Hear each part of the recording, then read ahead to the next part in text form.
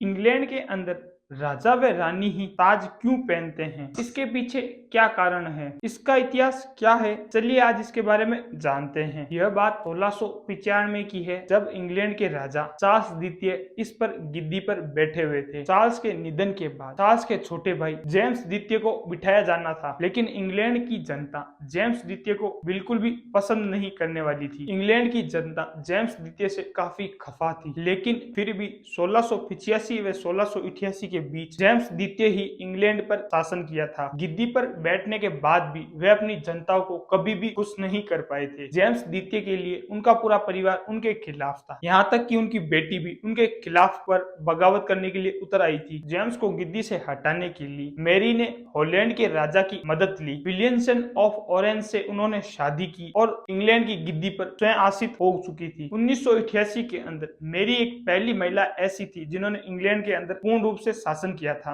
रानी के रूप में वह पहली महिला थी जिसने गिद्दी पर आसन हुई थी। आखिरकार तब यह प्रथा चलाई गई थी कि शासन गिद्दी पर राजा और रानी मिलकर ही इसका शासन करेंगे, ना कि सिर्फ राजा करेंगे। इंग्लैंड के अंदर प्रधानमंत्री चुनाव भी करवाए जाते हैं, लेकिन प्रधानमंत्री और देश की रानी मिलकर इस देश की बागडोर संभालते हैं। रानी एलिजाबेथ 1952 के समय में गिद्दी पर आसीन हुई थी। उनकी मृत्यु होने के बाद इंग्लैंड के अंदर राजा की पदवी दी गई थी, लेकिन राजा को वो तवज्जो नहीं दिया जाता, जबकि एक रानी को तवज्जो ज्यादा दिया जाता है। 70 साल के लंबे इंतजार के बाद इंग्लैंड के अंदर फिर से राजा चुने गए हैं। चार्ल्स तृतीय को आखिरी 74 साल की उम्र के अंदर उन्हें राजा बनाया गया है। इंग्लैंड में राजाओं की गिद्दी पर बैठने वाले चार्ल्स तृतीय सबसे बुजुर्ग राजाओं में से एक माने गए हैं। इस लिहाजा से 1937 के बाद ब्रिटेन के अंदर राजा चुना गया है। इससे पहले 1830 के अंदर विलियमसन चतुर्थ सबसे उम्र वाले राजा में से एक माने गए थे, जिनकी उम्र 64 साल 208 दिन लगभग मानी गई थी। वहीं किंग चार्ल्स तृतीय की उम्र 74 साल के आसपास बताई गई है। ताजपोशी की सुरक्षा को देखते हुए ब्रिटेन का खजाना पूर्ण रूप से खाली होता चला गया। ताज की सुरक्षा को देखते हुए ब्रिटेन ने कुल 2600 करोड़ रुपए का